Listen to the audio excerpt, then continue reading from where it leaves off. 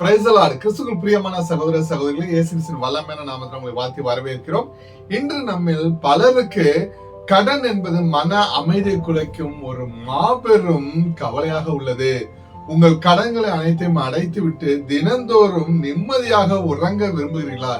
உங்களுக்காக இன்று ஒரு தீர்க்க தரிசன வார்த்தை உள்ளது. இனி உங்கள் வாழ்க்கையில் கடன் இல்லை. உபாகமம் 28ஆம் அதிகாரம் 12ஆம் வசனத்தில் கர்த்தர் உங்களுக்கு ஒரு மகத்தான வாக்குறுதியை அளித்துள்ளார். அந்த வாக்குறுதி என்ன என்பதையும் அது உங்கள் வாழ்வில் எவ்வாறு நிஜமாக போகிறது என்பதையும் இன்றைய வேத தியான பகுதியில் நாம் தியானிப்போம். ஆமென். உபாகமம் 28ஆம் அதிகாரம் 12ஆம் வசனம்.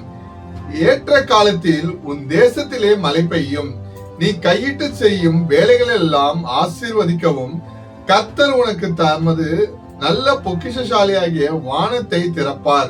நீ அநேகம் ஜாதிகளுக்கு கடன் கொடுப்பாய், நீயோ கடன் வாங்காதிருப்பாய். ஆமென். ஹல்லேலூயா.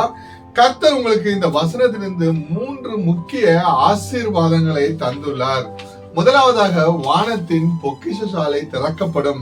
நமது பொருளாதார தேவைகளுக்காகவோ நாம் மனிதர்களையோ அல்லது வங்கிகளையோ சார்ந்திருக்க வேண்டியதில்லை. மாறாக கர்த்தர் நமக்காக பரலோகத்தின் நல்ல பொக்கிஷசாலையை திறக்க போகிறார். அவர் அதை திறக்கும் போது அதை யாராலும் அடைக்க முடியாது. எனக்கு பிரியமானவர்களே, உங்களோட வறட்சியான காலம் முடிவுக்கு வரப்போகிறது. ஆமென்.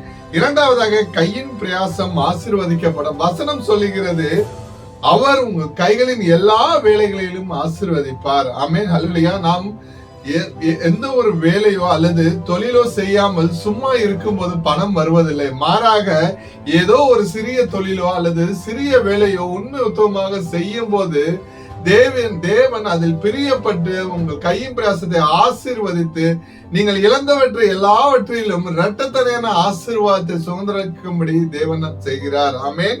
மூன்றாவதாக, கடன் வாங்குவர் அல்ல, கடன் கொடுப்பவர். இதுவே மிகச்சிறந்த ஆசீர்வாதம். இதுவரை மற்றவரிடம் கையேந்தி நிற்கும் நிலையில் இருந்த நீங்கள் இனி அந்த நிலையில் இருந்து மாற போகிறீர்கள். ஆமென்.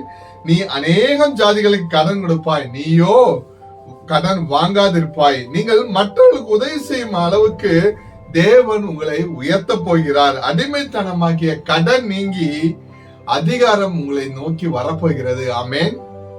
இந்த ஆசீர்வாதத்தை பெற நாம் என்ன செய்ய வேண்டும்? உபாகமம் 28ஆம் அதிகாரம் முழுவதும் கீழ்ப்படிதலின் ஆசீர்வாதங்களை பற்றியே பேசுகிறது. முதலாவதாக, தேவனுடைய வார்த்தைக்கு கீழ்ப்படிதல், தேவனுடைய கட்டளையின்படி நேர்மையாக வாழ்வது. இரண்டாவது, விசுவாசம். சூழ்நிலைகள் எப்படி இருந்தாலும் என் தேவனின் தேவையெல்லாம் கிறிஸ்து இயேசுவுக்குள் மகிமையிலே நிறைவாக்குவார் என்று நம்புவது. ஆமென். மூன்றாவது, முயற்சி.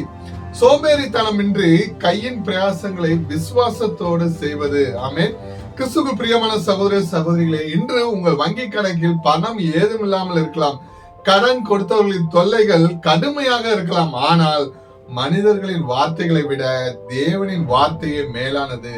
இந்த தீர்க்க தரிசன வார்த்தையை நம்புங்கள். இனி கடன் இல்லை என்ற ஆசீர்வாதம் உங்கள் குடும்பத்தில் செயல்பட தொடங்க போகிறது. ஆமென். கிறிஸ்துவுக்குள் பிரியமானவர்களே, ஜெபிப்போம். எங்கள் நேசிக்கிற அன்பு நல்ல தகப்பனே, இந்த காணொலியை பார்த்து கொண்டிருக்கும் ஒவ்வொருவருக்காக நாங்கள் ஜெபிக்கிறோம். இயேசுவின் நாமத்தினால் அவர்களின் கடன் சுமைகள் அனைத்தும் நீங்கட்டும் ஐயா. உபாகமம் 28:12 படி அவர்களுக்கு பரலோகத்தின் பொக்கிஷங்கள் திறக்கப்படட்டும். அவர்கள் கையின் பிரயாசங்கள் ஆசீர்வதிப்பீராக. கடன் வாங்கிய நிலை மாறி கடன் கொடுக்கும் நிலைக்கு அவர்களை மாற்றுவீராக. ஆண்டவரே, இயேசு கிறிஸ்துவின் வல்லமையான நாமத்தினால் ஜெபிக்கிறோம் ஜீவன் நல்ல தகப்பனே. ஆமென்.